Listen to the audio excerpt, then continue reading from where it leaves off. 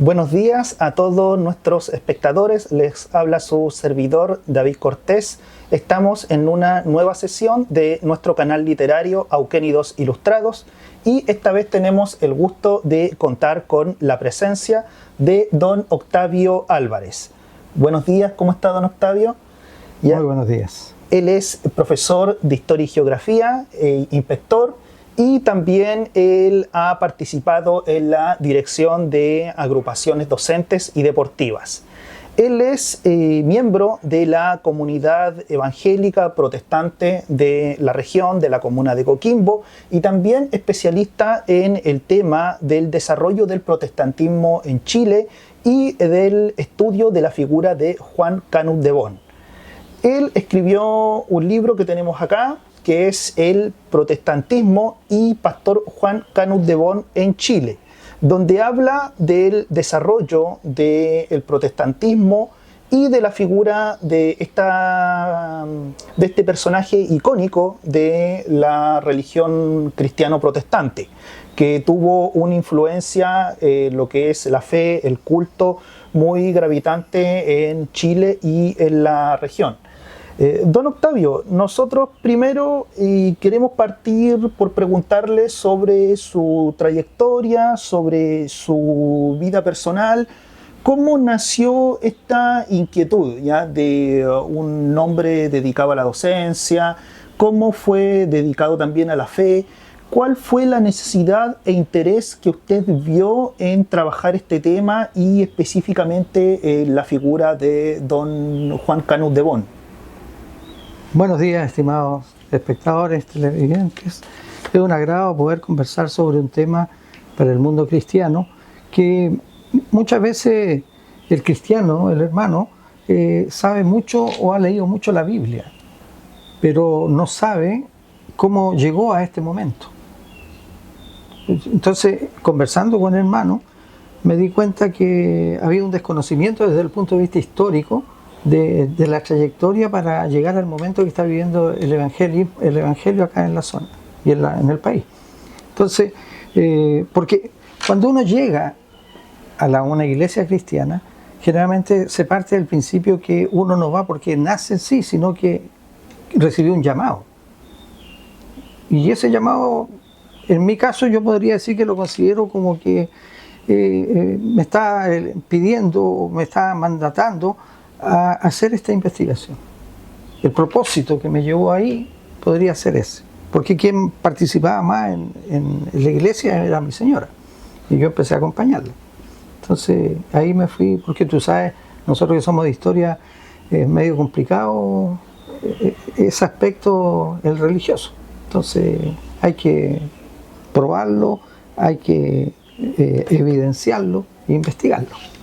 Entonces, básicamente, este libro al final es una investigación sobre el protestantismo y sobre cómo se dio en la región.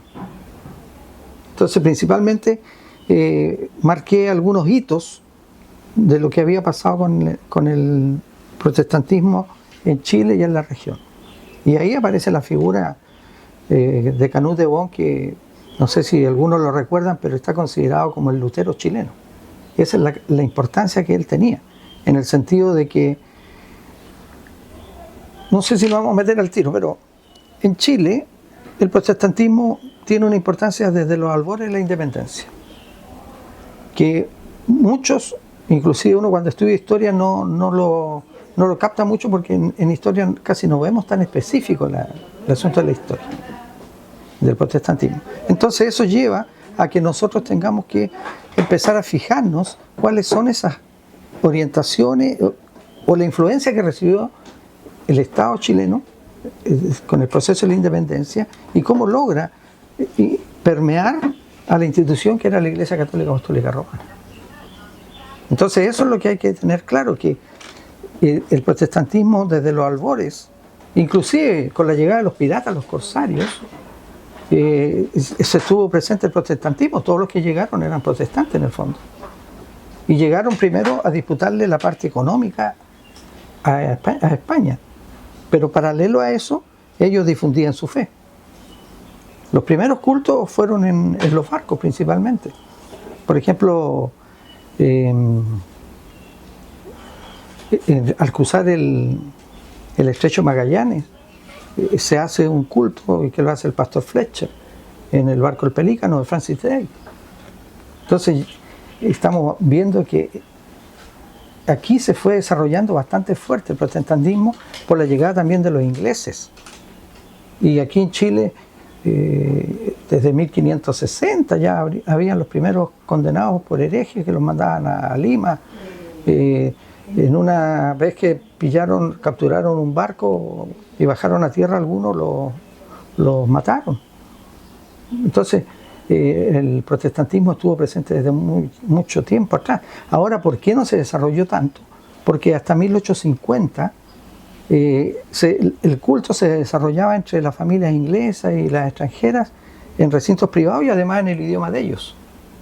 El asunto está que cuando llega Canut de Bon, que era español, lo hace en el idioma nuestro. Y ahí sí que se preocupa la iglesia. Y por eso podemos hablar todo un periodo de la persecución que sufrieron los protestantes, los que eran pastores, los que empezaron a difundir la palabra, se vieron muy complicados porque realmente sufrieron persecución. Y eso aquí en el libro queda reflejado.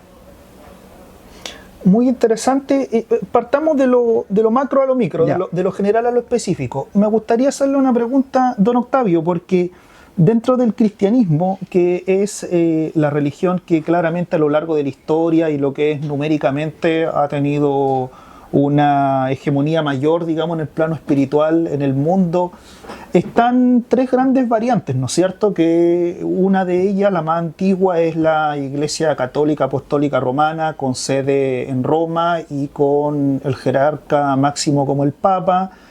Segundo está la Iglesia Ortodoxa, que es una división de la Iglesia Católica, que es una iglesia que tiene mayor hegemonía de Europa oriental hacia el oriente. Y está esta tercera variante que surgió en 1517 de la mano de Martín Lutero, cuando clavó las 95 tesis en la abadía de Westminster, que actualmente es Alemania, que formó, digamos, que a diferencia de las dos vertientes anteriormente mencionadas, no tiene una unidad centralizada. Son múltiples iglesias, que las iglesias protestantes, que acá en Chile son conocidas como iglesias evangélicas, que hoy en día están teniendo una hegemonía, una fuerza bastante preponderante en Chile y Latinoamérica. Me gustaría preguntarle que nos dijera, así como a grandes rasgos, cuál es la diferencia del protestantismo, ya sea en la parte administrativa, en la parte de fe, en la parte de ideas, con las dos, con el catolicismo y con la rama ortodoxa que mencionamos anteriormente. Bueno, con Lutero lo que se dio fue de que se puso en duda y se cuestionó el asunto de las famosas indulgencias, que se conoce en la historia como la querella a las indulgencias, en el sentido de que el papado, la Iglesia Católica Apostólica Romana, se puso mucho en el mundo real, digamos, y por lo tanto empezó a tomar poder desde el punto de vista económico también. Y eso llevó a que se confundieran con reyes, con condes, con lo que fuera, tenían la misma preponderancia y tenían tierra y ejercían lo mismo que un privado, por decirlo así. Entonces, y para hacer plata, en el fondo postulan entregar la salvación del alma a través de un dinero, y con eso es lo que se conoce como la indulgencia, que queda libre de pecados para llegar a enfrentar el más allá. Y eso lo cuestionan automáticamente los luteranos, digamos, todo el mundo alemán, los sajones, todo ese sector, y empiezan entonces a cuestionar eso y también el tipo de vida que tenían los curas, los papas. Entonces eso lleva a que se empiece a producir un problema interno, porque estamos hablando, Lutero era un monje católico apostólico romano, ¿sí? Era una disputa interna de cómo se interpretaba la situación de la iglesia. Y por eso vienen después los concilios, vienen los edictos, y al final se va produciendo la división, y eso lleva a que al final se separen. Pero era un cuestionamiento interno de la iglesia. Y eso lleva entonces que después también se cuestione el asunto de las imágenes. También los evangélicos no aceptan estar el culto a las imágenes. Por ejemplo, se respeta a la Madre de Jesús, pero no para estarla venerando.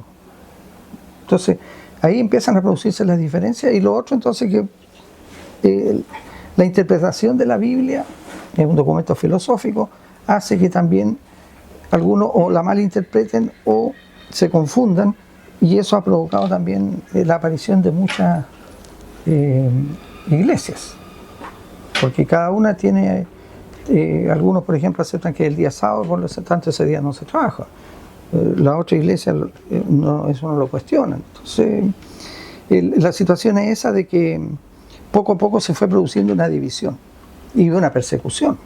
Entonces eso acrecentó que se fuera produciendo una división principalmente entre los evangélicos y la Iglesia Católica Apostólica Romana. Básicamente fue así. Don Octavio, en la entrevista que usted dio a Televisión Nacional Evangélica, dijo una información muy interesante que hace unos minutos usted nos comentó, que las primeras conversiones al protestantismo en Chile no fueron en tierra, fueron por mar. Acá que estamos en una comuna con un pasado de Coquimbo, en su pasado tiene mucha presencia de piratas, de corsarios. Usted nos comentaba que esas personas que llegaron practicaban el protestantismo, sí, no practicaban el catolicismo. Venían de países, por ejemplo, como Inglaterra, como Holanda. Y también después, a lo largo de la independencia, usted comentó que muchos próceres que participaron en los procesos independentistas de Chile y Latinoamérica, que tuvieron una formación también en Europa, tenían ideas más cercanas al protestantismo que al catolicismo. Después todo eso se pierde por la promulgación de la Constitución de 1833, que tenía un fuerte carácter católico, ¿ya? Así que nos gustaría que nos comentara un poco cómo está esa influencia, esa preponderancia del protestantismo en nuestras primeras etapas de vida como país, en el periodo, la conquista, en el periodo colonial, en el periodo independentista. ¿Cómo nos puede, digamos, hacer un poco de análisis, de relato de la influencia del credo protestante en nuestra identidad nacional y en nuestros primeros años de historia? Sí, es interesante porque siempre los piratas y los corsarios nosotros lo vemos en un asunto de ataque, de destrucción, pero en el fondo ellos andaban ganando mercados, comerciando, y también venían. Es que recuerde que aquí en Chile llegaron, cuando se abre el país al mundo entero, llega mucho inglés. Aquí tenemos el caso en Coquimbo, en Guayacán. Guayacán es un desarrollo espectacular de los ingleses. Aquí llegaban barcos, tupidos, parejos. Bueno, ahí tenemos, por ejemplo, el cementerio inglés, que te demuestra eso. Tenemos el barrio inglés. Y ellos llegaron con su cultura, y dentro de su cultura estaba el protestantismo. Aquí en Guayacán hubo un culto cristiano. En Melgarejo, abajo, esa iglesia protestante es de antes de 1890, de 1874, si no me equivoco. Entonces, la presencia de los protestantes aquí en la zona fue fuerte, pero en base, yéndonos directo al periodo preindependencia e independencia, recuerda que aquí en Chile más del 80% de los curas eran pro papado, porque estaba el diezmo, estaba el quinto real. Y entonces ellos dependían directamente de la curia española. Por lo tanto, lógico que iban a defenderlo, pero también hay mucha gente que empezó a marcar presencia, y ahí se empezó a cuestionar si la iglesia estaba con la gente o no estaba con la gente, o a quién iba a servir. Y fueron unas peleas enormes. Por ejemplo, hay un caso, en 1811 llega un agregado consular, por decirlo así, Poinsett, norteamericano, el cual era protestante y se relaciona mucho con Carrera, y si tú te fijas, él influyó en el decreto constitucional de 1812 y en el primer escudo. El primer escudo nacional, no sé si tú te has fijado alguna vez, salen unos términos en latín, y por lo tanto, si tú te fijas, ¿qué cosa qué sale ahí? De las tinieblas a la luz. Acá está, por ejemplo, si ustedes lo pueden apreciar, ese de las tinieblas a la luz, post tenebras luc. Ese es como el grito de guerra que tenía Juan Calvino en Ginebra.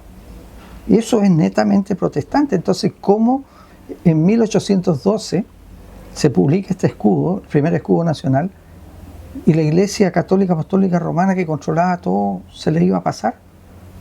Este es un tema interesante de analizar cómo ocurrió esta situación, cómo pasó, porque más encima las misas generalmente bueno, tú eres mucho más joven que yo, pero yo diría que hasta los 80 las misas generalmente eran en latín, por lo tanto los sacerdotes sabían el latín.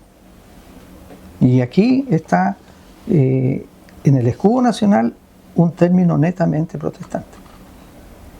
Ahí tiene un asunto. Y lo otro, que los primeros decretos no tenía el término que quedaban excluidas otras religiones, y que la única creo oficial era la Católica Apostólica Romana.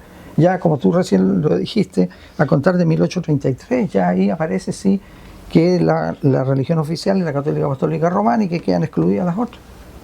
Y ahí viene una lucha enorme hasta lograr las leyes laicas. Y ya en el 1925 se logra captar ya la ley de culto. Entonces, en ese periodo, resulta que también tenemos a Bernardo O'Higgins, cuando era director supremo, que él se esforzó en traer a Thompson desde Argentina para que enseñara a través del sistema lancasteriano. Y él sabía que Thompson era pastor bautista. Era pastor bautista y enseñaba a través de la palabra, con frases y sectores de la Biblia. Y lo trajo a Chile, inclusive se abrieron 3 locales con más de 200 niños para enseñar a través de párrafos y lectura de la Biblia. Y él les dio la pasada, él los dejó y él los trajo, casi lo va a buscar a Argentina. Entonces, si tú te fijas ahí, ya se produce un asunto de una aceptación, aunque hay que recordar que O'Higgins siempre fue católico, apostólico romano, y él junto a Gabriela Mistral son los únicos que han pedido ser enterrados con los hábitos franciscanos. Entonces, pero él, como estuvo en Inglaterra muchos años, se dio cuenta de la formación, la manera de ser, y por lo tanto él, cuando mandaba a pedir gente afuera que vinieran, él decía que no le importaba la religión que profesase. Y el cementerio de disidentes en Santiago él lo autorizó, pero por la presión de la iglesia recién se pudo hacer como en 1875, 74, 75, siendo que en 1824 él ya lo había planteado. Entonces, y otro, por ejemplo, otra cosa, José Miguel Carrera muere siendo cristiano. Y él, cuando va el cura en Argentina a confesarlo, él le dice que no necesita eso porque él lleva a Cristo en el corazón. ¿Y dónde ocurre esa conversión de Carrera? Cuando anduvo afuera y estuvo en Baltimore con Poinsett, que estaba allá, y él lo llevó a una iglesia y ahí se convirtió entonces Carrera. Entonces, si tú te fijas, y para qué decir la presencia en Valparaíso de los protestantes, ahí estaba como el desarrollo más fuerte del protestantismo. Entonces, en el periodo de la preindependencia e independencia se desarrolla una difusión del protestantismo, primero en lugares cerrados y después ya se masifica. Y ahí es donde la iglesia, hay unos escritos que también vienen en el libro, en que manifiesta que muchos se están yendo al paraíso y se están convirtiendo al cristianismo por la pega que le están dando los ingleses.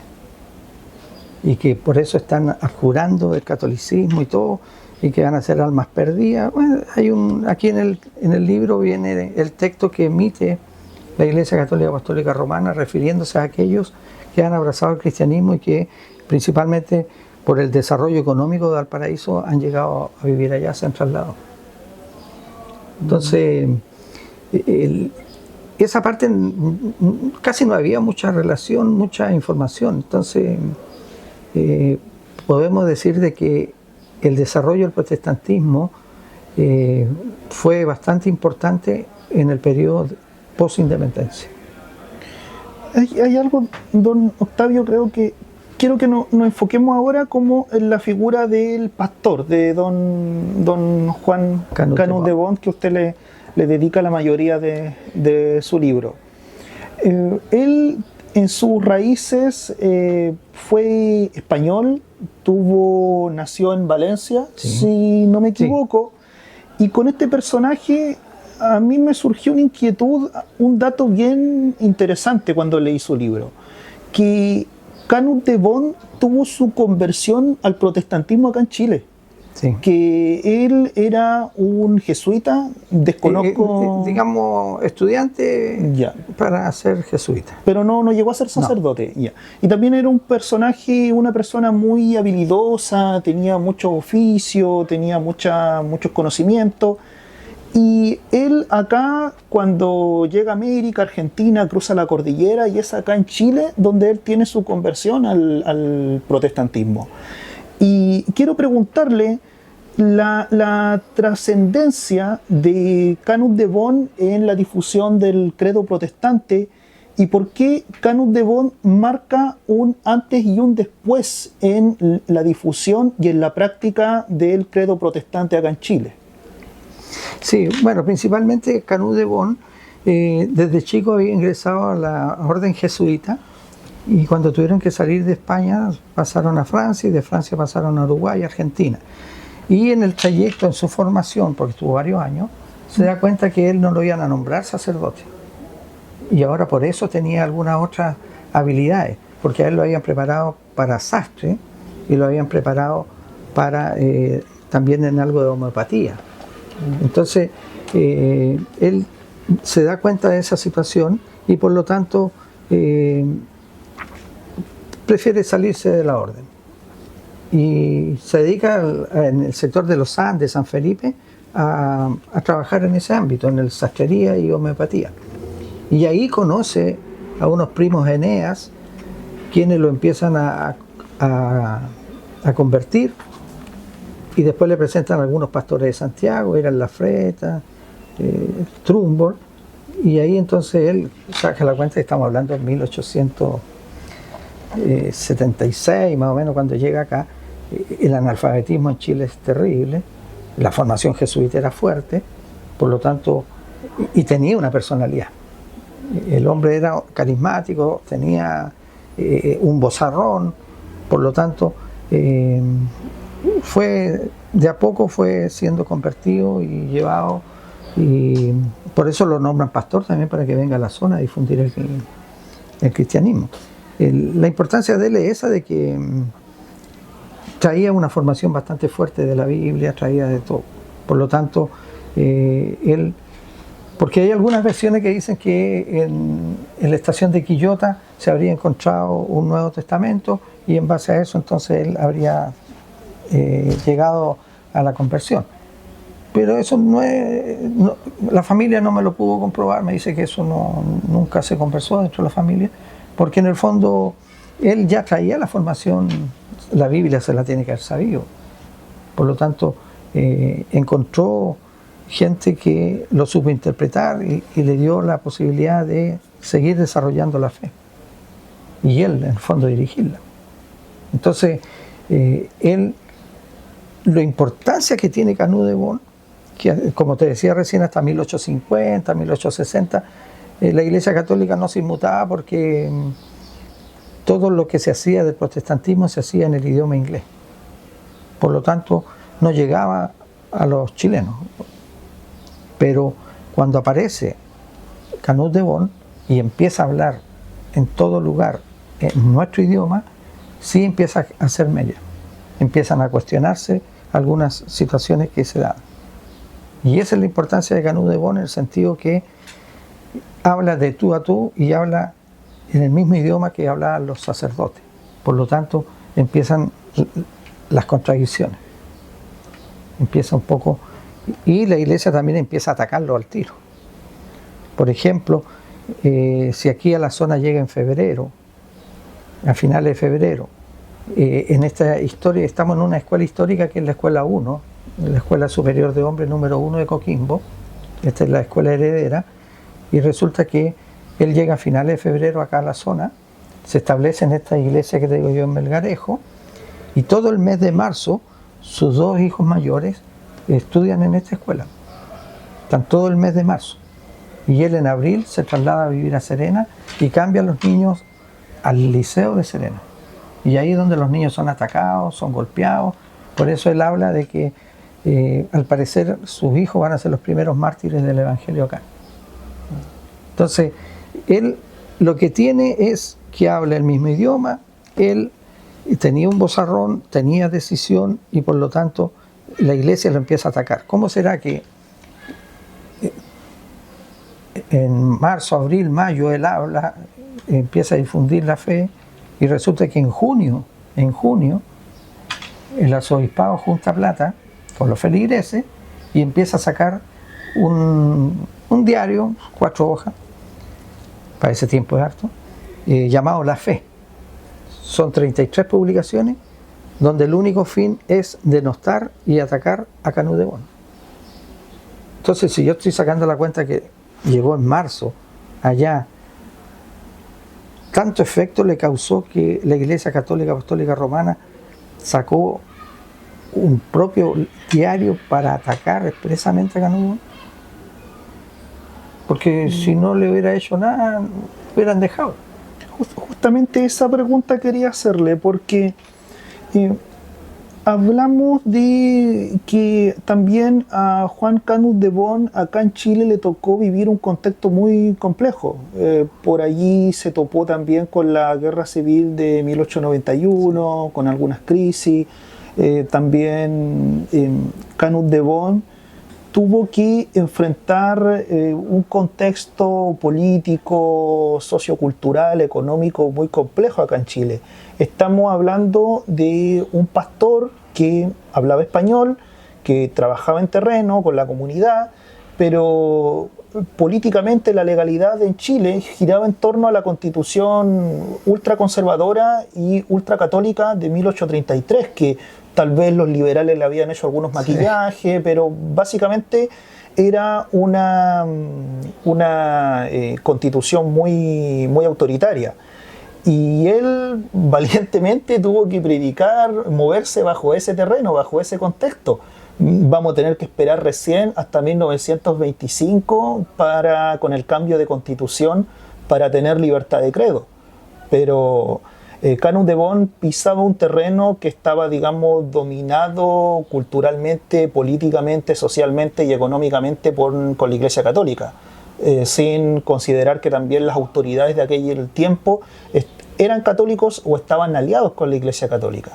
Así que quería preguntarle, usted me mencionó un poco, pero ¿cómo era todo este aparataje que tenían las autoridades de aquella época y la Iglesia Católica para atacar a Canut de Bon y a la naciente comunidad protestante de aquella época? Porque usted mencionó que lo hacían por medio de los, valga la redundancia, de los medios de comunicación, los periódicos, las charlas, pero también lo hacían mediante el adoctrinamiento de la población, de clases populares. Por ejemplo, usted en su libro menciona que Canut de Bon fue víctima de insultos, fue víctima de peñascazo, podríamos decir, de balazo, claro, ¿cómo funcionaba ese aparataje como para detener la práctica de Canut de Bon, la práctica religiosa de este pastor? Bueno, él lo manifestaba con esto. Era su frase que siempre lo usaba en distintos sectores. Pues si a mi maestro Jesús calumniaron, persiguieron, maltrataron y le dieron muerte, el discípulo no puede esperar otra cosa. Él estaba decidido a enfrentar lo que se viniera. Eso era lo que lo mantenía, yo creo, en fuerza. Y realmente, por ejemplo, se dice que los cimientos de la iglesia más antigua está ahí en Benavente, en Serena, estaría con las piedras que le lanzaban cuando iban ahí a hacer los cultos. Porque esa iglesia se inaugura posterior a la estadía de Canut de Bon acá. Al principio se hablaba de que Canut de Bon la había inaugurado abierto. No, pasaron algunos años hasta poder terminarla y construirla. ¿Por qué? Porque a él lo tenían que ir protegiendo. Porque la persecución era muy fuerte. Revisando los documentos de la época, los periódicos, él le decía a la autoridad policial y política: oye, ¿usted qué hace para protegerme? Porque la ley dice que tiene que protegerme. Y dice: bueno, usted sabe que es lo que se metió. Pues. Diciendo: ¿para qué viene si sabe que esto es católico, apostólico, romano? Entonces, usted se la busca poco menos. Todos esos documentos están acá porque la familia tenía todo el material de prensa, la agenda del pastor de 1890, tenía los recortes de prensa, tuve acceso a cartas personales que le mandaba a su señora estando en Huasco, en Freirina, en Vallenar. Tuve, para nosotros que estudiamos historia, tener el documento básico, vital, es fundamental. Entonces, por eso yo a lo mejor abusé de poner imágenes, pero es que la imagen habla. Entonces, aquí están los recortes de prensa, evidencia concreta. Entonces, nadie me lo puede negar porque eso está escrito acá. Ahí está, por ejemplo, la agenda de 1890. Y en su agenda él escribía todo. Entonces, por ejemplo, él escribía, porque hay un mito por ahí, que los pastores, depende cómo amanezcan en el día, van, abren la Biblia y hablan del versículo tanto. Pero aquí, Canut de Bon, por eso le pedí a una hermana evangélica que es pastora, Verónica Sea, que me analizara las prédicas que el pastor hacía y que las dejaba registrar en su agenda. Entonces ella me hizo un análisis y aquí vienen, ahí está la letra del pastor, de puño y letra. Entonces él ahí dice qué es lo que le pasaba en el día. Aquí él narra de que en una lo tratan de acuchillar y que si no es gracias a tal persona él no estaría vivo, que otra vez lo envenenaron y cuántas personas entraban. Hoy día la asistencia estuvo buena, hubo tantas personas. Entonces, desde el punto de vista investigativo, es espectacular, porque aquí me está diciendo, Coquimbo, asistencia bastante buena. Yo en Mateo 10 he hecho 5. Inclusive, la pastora que me hizo este análisis, por ese hecho, me tenía al tiro 2, 3 planas de análisis qué quiso decir en esa prédica. Pero le dije, lamentablemente no puedo colocar todo, así que me tuvo que acortar y tratar de resumir, porque un versículo da para mucho. Entonces, lo valioso de esto es que es lo que pasa con nosotros. Tú haces clase de historia, yo también, pero en 100 años más va a decir: ah, sí, hacía clase de historia, pero ¿cuál era el enfoque? ¿Qué decías en el aula? ¿Qué era lo que tú pasabas? ¿Por qué pasabas en esa dirección? Entonces, yo cuando tuve acceso a esa documentación, que eran una cantidad enorme, estaba extasiado ahí, como un niño con juguete nuevo. Como un niño con dulce. Y claro, y tratando de interpretarlo bien. Por eso también puse muchas imágenes, muchas cosas. Porque lo valioso era lo que estaba escrito ahí. Porque después cada uno lo puede interpretar a su manera. Pero lo que está ahí es lo que pasó. Por ejemplo, aquí tengo también una en que las señoras de la zona se ponen de acuerdo para no comprar, un boicot económico para no comprarle a los que eran de origen protestante. Y eso hoy día aquí en Chile sería un escándalo. Claro. ¿Me entiendes? Pero así es el cuento. Entonces, la situación es esa de que para el que le gusta la investigación o tener informe de primera mano, este libro, eso es lo que tiene. Que traté de colocar el máximo posible de lo que encontré pero también había mucho más. Por ejemplo, los diarios de la fe son 33 ediciones. Yo aquí puse las portadas donde explica el porqué de esa publicación. Y ahí lo dice claramente, que es para denostar a este pastor, bla, bla, bla.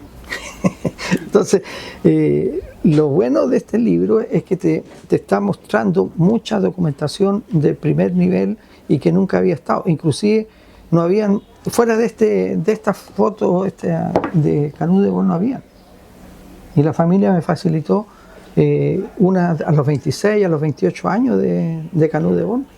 Disculpe, ¿la imagen de la portada es una fotografía o es una pintura, un retrato? No, estamos hablando de este es más o menos de 1888 más o menos. Ya. Entonces esta se tomó por allá por el 1892. Ya. Y esta fue publicada, porque también se publicó en un diario norteamericano lo que estaba haciendo acá. También viene el documento ese y viene la traducción, que se basó mucho en las cartas que mandaba Canut de Bon a ir a la Freta, que era el que lo contrataba, que le pagaba, el pastor que estaba a su cargo. Entonces él le manda a decir, mire, yo le mando y le escribo todo lo que hago aquí para que usted sepa lo que se está haciendo y pueda dar fe del trabajo que he hecho. Entonces, sí, está todo respaldado, porque uno tiene que ser así, no hay que lucubrar con cosas propias, sino que hay que atenerse a lo que uno encuentra. Esté bien o está mal, tiene que ponerse en esa situación. ¿Qué es lo que uno encuentra y qué es lo que puede decir de él? Pero la labor de él, yo te diría que es muy arriesgado lo que él hizo y vino con todo a desarrollar su labor evangélica. Hoy, hablando de la labor del pastor, quería preguntarle específicamente cuál fue la función, el desarrollo que tuvo don Canut de Bon acá en el norte chico, sobre todo en el área Atacama-Coquimbo. Tengo entendido, bueno, leyendo su libro, que hay muchos lugares, sobre todo en Coquimbo y en La Serena, ligados a la vida del pastor. Que incluso hay descendientes radicados acá en esta región, descendientes de Canut de Bon. Usted incluso me comentó que tuvo la oportunidad de entrevistarse, de dialogar con alguno de ellos. Hay un nieto, un hijo de Canut de Bon que fue muy cercano a Gabriela Mistral. Un hijo que fue, no recuerdo el nombre, Barak. Barak Canut de Bon, que fue muy cercano, fue pintor, fue profesor de dibujo en el Liceo Gregorio Cordovés, ¿no es cierto? Sí. Que fue muy cercano, tuvo una amistad muy íntima con Gabriela Mistral. Y incluso acá hay fotografías, Esa fotografía que está ahí justo la pasaste. ¿Ya? Esa fotografía es de... Esa foto está tomada en la ciudad de Los Andes, que allá ambos trabajaban de profesores. Yeah. Y ahí surge esa amistad, y ahí entonces cuando ya Barak se viene a vivir acá a La Serena, él le enviaba notas, le escribía, más o menos contándole cómo estaba la mamá de Gabriela, la media hermana, y cambiaban epistolarmente cartas. Yeah. Entonces, sí, se dio esa amistad. Es que Canut de Bon se vino a vivir acá a La Serena con su señora. Aquí nacieron algunos hijos, porque son 4 hijos al final vivos, y Barak es el padre de Claudio Canut de Bon. Y tú mencionaste a Alejandro es el bisnieto. Alejandro también escribió un libro. También tiene esa portada, porque antes era esa única foto que se conocía de él. Entonces, la presencia de Canut de Bon en la zona modificó mucho, porque no era una persona que no estuviera presente en las calles. Él salía a predicar a las 6 de la mañana. Y si tú has estado en Serena temprano, si tú hablas fuerte, la voz se amplifica porque las casas son muy juntas. Entonces, lógico que fue creando enemistades desde el punto de vista religioso, pero él se esforzaba al máximo. Por ejemplo, en el Valle del Huasco estuvo 2 veces. Por ejemplo, en una de las cartas que él menciona en Huasco, dice: he llegado aquí a Huasco donde me encuentro hace un mes. Ahí ya te da el tiro la pista del... Huasco era una parte importante en esos tiempos de exportación y todo, ¿eh? Pero estamos hablando de 16.000 personas, en Freirino unas 7.000 personas. Por eso yo también cito las cifras de densidad poblacional y todo para entender de qué estamos hablando. En el fondo eran todos conocidos. Entonces, hacer labor y poder establecerse ahí era difícil. Por ejemplo, él en ese recorte de prensa que dice ya lo precedía, digamos, la fama. Porque si fuera un tipo desconocido, pasaría sin pena ni gloria. Pero ya le tenías respeto.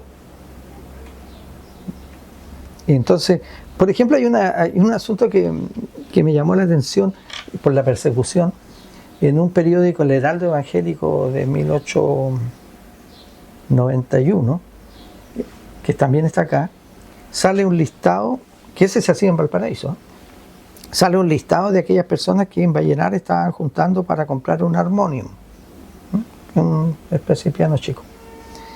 Y salen las personas haciendo los donativos, pero no sale el nombre completo. ¿Me entiendes? ¿Por qué? Porque sabían que al salir publicado los iban a empezar a perseguir. Entonces, ahí uno va viendo cómo era la presión en los pueblos chicos. Y bueno, y en Serena igual, pues en Serena, bueno, tú soy muy chico, pero yo me acuerdo hasta el año 89, en Serena la Semana Santa no volaba ni una mosca, las procesiones eran inmensas y por lo tanto un respeto religioso, nadie iba a colocar música, un sacrilegio. Hoy día ya no pasa eso. Pero para entender el contexto entonces que se desenvolvió, Canut de Bon era muy rijoso. Realmente había que tener agallas para salir. Y ahora, por ejemplo, todas estas iglesias protestantes, tanto en Chile como en Latinoamérica, se han difundido mucho, han rivalizado bastante en ciertos sectores con la Iglesia Católica, sobre todo en sectores más populares, incluso en sectores más indígenas, donde claramente las iglesias protestantes o evangélicas le han arrebatado feligreses, le han arrebatado creyentes a la Iglesia Católica. Y usted, en base a eso, ¿cree que las palabras, todo el sacrificio de Canut de Bon, cómo falleció él? Bueno, él con el desarrollo que había hecho aquí lo llevan al sur. Ya. Y en el sur las condiciones climáticas y todo, y él saliendo con lluvia, sin lluvia, tuvo una enfermedad pulmonar y eso lo complicó. ¿Usted cree que ha germinado todo ese sacrificio en todo este auge que tienen hoy en día las iglesias protestantes? ¿Y qué aporte tienen las enseñanzas de Canut de Bon para la difusión y la práctica en el futuro de las iglesias protestantes y de sus feligreses?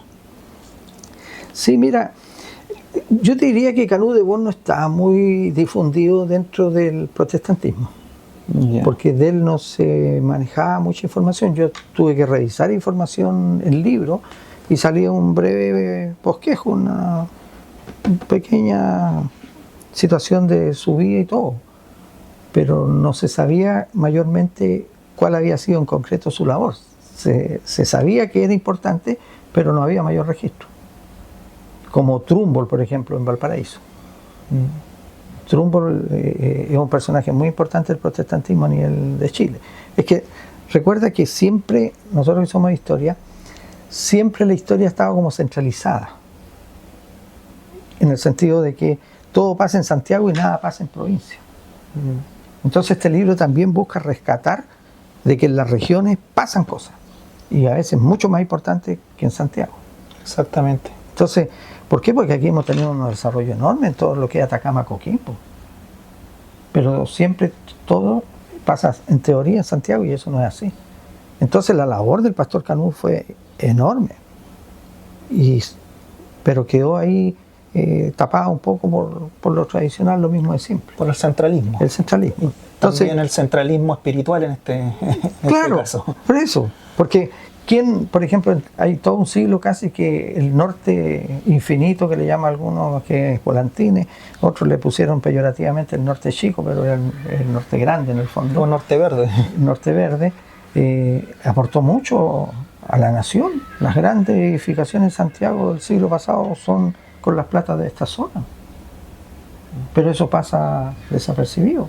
Entonces, esto también sirve un poco para rescatar las historias regionales, que tengo entendido que hay personas que lo están haciendo, tratando de poner en valor aquellos personajes que son importantes en las regiones. Ahí tenemos a Aldo Pinilla, que ha estado sacando información concreta sobre personajes que son valiosísimos. Entonces eso es lo que hay que rescatar, colocar en valor también a lo que ha sucedido en cada región. Y eso a nivel nacional no existe. Exactamente. Ahora, la importancia de Canut de Bon es que se dieron cuenta que él llegaba a la gente con su mensaje, y por eso los metodistas, primero era presbiteriano, después los metodistas, lo llevaron a distintos sectores a difundir el cristianismo. Entonces lo llevaron al sur, en el sector de Concepción, Lota, Coronel. En Coronel, ahora que me acuerdo, hay un asunto de prensa que también está citado acá, le pegaron un par de balazos. Wow. Pero no le alcanzaron a dar porque tienes que ambientarte, estamos hablando de 1892, 93, 94, que anduvo en el sur. ¿Y por qué? Porque las armas en ese tiempo eran súper complicadas moverlas. Tenemos que ponernos en la época que estamos hablando. El Chile de ese tiempo no es el de ahora. Entonces le dispararon, pero no le dieron, porque la efectividad de las armas de fuego en ese tiempo no era muy buena. Entonces, a él lo veían como una gran amenaza.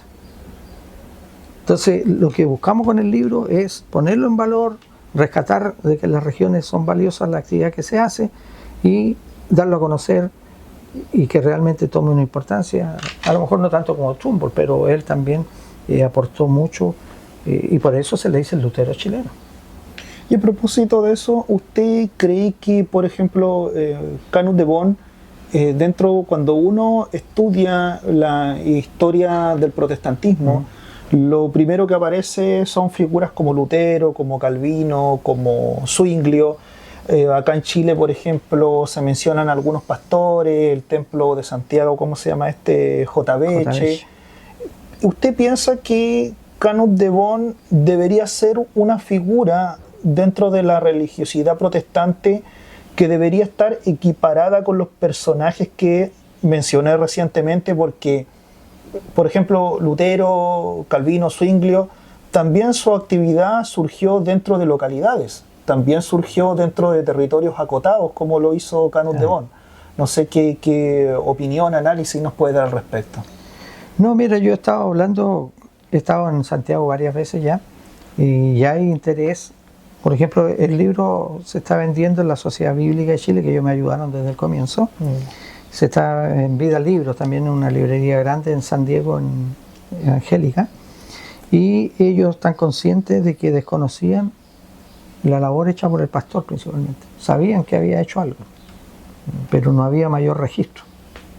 Entonces, eso es lo que está buscando ahora, colocar en valor al pastor Canut de Bon con toda la documentación que hay, y también relevarlo, ponerlo donde corresponde, porque él marca un antes y un después del protestantismo aquí en la zona, en el país. Porque, como te decía, hasta que él llegó, no tanto en 1850, pero pongámoslo más el 70, el 80, el catolicismo, la Iglesia Católica Apostólica Romana no lo había dado mucha importancia a los protestantes. Les ponía algunas cosas con el obispo Casanova, cuestiones, pero ahí nomás. Pero cuando llega Canut de Bon, sí les trastoca la manera de cómo convivían.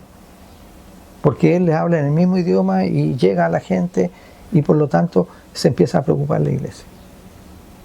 Entonces, esa es la importancia, porque en Valparaíso, por ejemplo, Trumbull se dedicaron a crear escuelas, la primera iglesia está ahí, también en Santiago se logra armar una, se la queman los jesuitas, si la cosa no era fácil.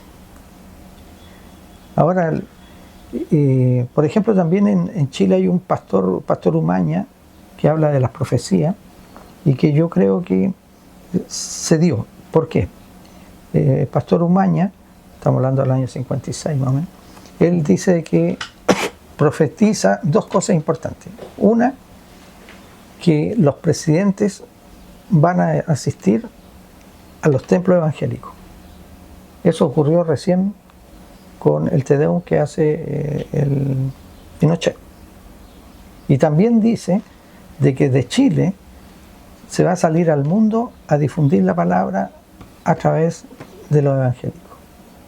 Y eso ocurre después de la salida de los mineros en Atacama, que va Enríquez con Alfred Cooper, que era el edecán evangélico de La Moneda,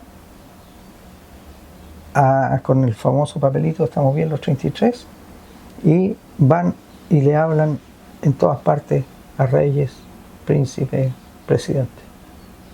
Yo hablé con el pastor Alfred Cooper y me dice que donde él quedó más maravillado y todo fue la Universidad de Harvard, lleno de jóvenes que lo escucharon y que fue espectacular eso. Entonces ahí tú te quedas, uno como historiador empieza a ver y se empiezan a relacionar cosas. Entonces aquí por ejemplo está también, ya que me acordé de eso, un análisis de lo que pasó con los mineros ahí cuando quedaron enterrados en la mina. Porque esos muchachos eran 33 que entraron en manga y camisa porque iban por el día y se quedaron encerrados abajo. Y ellos dicen: oye, yo no sé, nosotros estábamos conscientes que los de arriba pensaban que nosotros estábamos muertos y que ahí nos íbamos a quedar. Entonces, ¿cómo soportaron ellos ese encierro donde no tenían ni comida y la poca agua que había estaba contaminada? Y ahí entonces surge una figura que lo eligen los mismos mineros, que era José Enrique, uno de los tantos mineros, porque él había sido evangélico. Él, por ejemplo, rápidamente te cuento esto, él de chico se había criado acompañando a su abuelo, que sí era pastor, en Talca, en las cercanías de Talca, e iba a las partes rurales. Y ahí él se acostumbró a escuchar los cultos, aprendió guitarra, aprendió acordeón, pero él también se alejó, en la adolescencia se alejó, entró al rock de la enseñanza. Entonces y por su manera de ser, que lo conocían, lo eligen abajo que él los dirija, que los contenga. Y él entonces les dice que bueno, pero bajo ciertas reglas. Entonces él transmitía los versículos y lo que había aprendido de antes para trabajar con ellos ahí, mantener eso. Imagínate tú, 33 tipos encerrados que casi no tienen comida y que piensan que nadie los va a sacar. ¿Quién va a ir a gastar plata para sacarlos enterrados a más de 700 metros? Entonces, la fe ahí, por eso ellos hablan de el minero 34, que hablan que Jesús los acompañó. Y después cuando salen, no sé si tú te fijas, salen fuera del buzo que les pasó la Ash.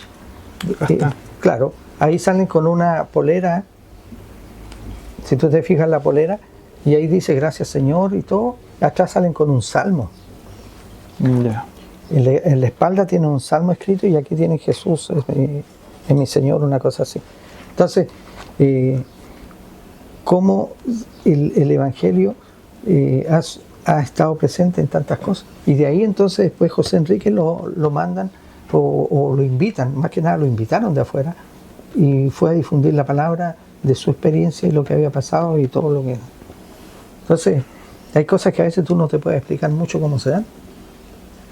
Porque más encima cuando ya se estaban comiendo las últimas porciones de los tarritos de atún que tenían, yo no sé cómo eso fue, porque yo creo que 2 días sin comer bien estaría desesperado. Y estos tuvieron, ¿cuántos días? 70.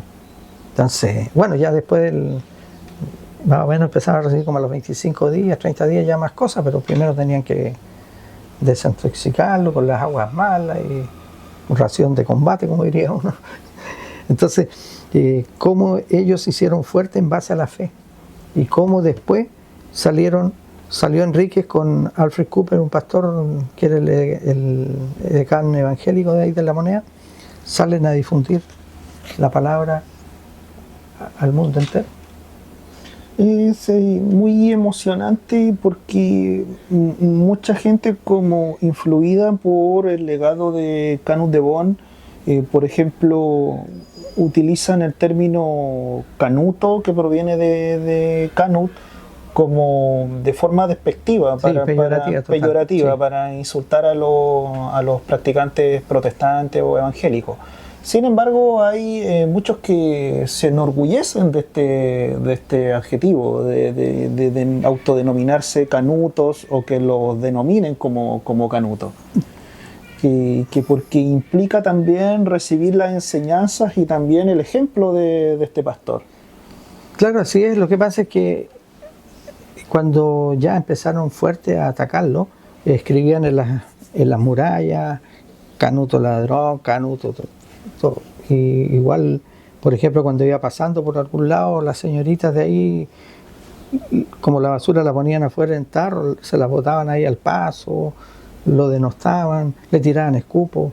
¿No? Sí, aquí vienen los relatos de eso, y por eso le colocaban, por ejemplo, se supone, no se supone, sino que era así, que le ponían Canuto Lobo, porque aquí no hay lobo, en España sí, en los bosques había lobos, entonces era lógico, los curas eran los que le estaban insinuando a la gente. Por ejemplo, cuando lo iban a apedrear, Canut de Bon dice que se notaba que eran niños de un colegio cercano, jóvenes que los mandaban. Estamos hablando de calle Benavente. Los cultos él lo hacía en la calle hoy día Cordobés, hacia abajo, digamos hacia el lado donde está el museo hoy Gabriel González Videla, por esos lados. Entonces él pasaba en el centro. Así que el cuento la situación es clara. Canut de Bon fue muy importante para la historiografía protestante, que esperamos que sea un aporte y que también los hermanos protestantes conozcan de cómo fue la persecución hacia esta persona. Porque hoy día yo he escuchado a algunos que dicen, hoy si sufrimos persecución, hoy día no hay persecución comparado a lo que realmente sufrieron estas personas. Porque hoy día tú puedes andar con la Biblia tranquilamente en tu mano, te puedes parar en una esquina a predicar. Antiguamente eso es imposible. Por eso, por ejemplo, las primeras Biblias se conocen, las que fueron traducidas al español, se conocen como la Biblia del oso y la Biblia del cántaro, porque no podían, el libro del oso, el libro del cántaro, porque no podían decir que era la Biblia de los evangélicos. Estamos hablando de Casidero Reina y de Valera. Por eso, después la fusión de esas dos, se habla de la Biblia Reina Valera. Casi todos los pastores hoy en día dicen esta es versión Reina Valera. Sí, se escucha la fusión de esa versión. Pero esa gente, esos monjes, estuvieron encerrados muchos años traduciendo la Biblia al español y tuvieron que arrancarse de España. ¿Por qué? Porque sufrían persecución y había muerte. Entonces hoy día que alguien diga que hay persecución, eso es un chiste. Entonces por eso también hoy en día muchos no saben el respeto que deben de tenerle a estas personas que él se salvó, murió. Bueno, recuerda que en esos tiempos, 50 años, ya era una persona de mucha edad. Recuerda que si nacían 15 hijos vivos quedaban 8, 6. Y llegar a viejo ya era viejo era ya para 50 años. Claro. Hoy día no, hoy día la esperanza de vida subió. Era toda una hazaña llegar a esa edad. Claro. Es muy emocionante, es inspiradora la historia de los protestantes y del pastor Canut de Bon en Chile. Para ir ya finalizando la entrevista, quería finalmente preguntarle, don Octavio, para nuestros espectadores, los más interesados, ¿cómo conseguir el libro?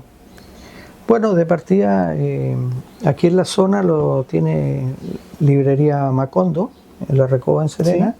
Lo tiene librería El Colegial, acá en la bajada de Aldunate. Está también en todas las librerías de la Sociedad Bíblica de Chile. En Serena está en la galería Wale. Y en Santiago también en Vida Libro, que tiene varias sucursales también a nivel país. Y también lo tengo yo. Sí. Vamos a colocar en la descripción del video de YouTube, vamos a colocar toda la información, todos los contactos para que los interesados que quieran adquirir este maravilloso libro lo puedan comprar. Muchas gracias, don Octavio, por su buena voluntad, por su cariño, valoración. Ahí cualquier próximo proyecto, ojalá siga en la línea de la investigación, que es un tema, la espiritualidad, la religión es un tema que, independiente de los creyentes o los no creyentes, es un tema muy, muy interesante. Que esté muy bien, ¿ya? Nos estamos viendo en un próximo capítulo de Auquénidos Ilustrados. Muchas gracias.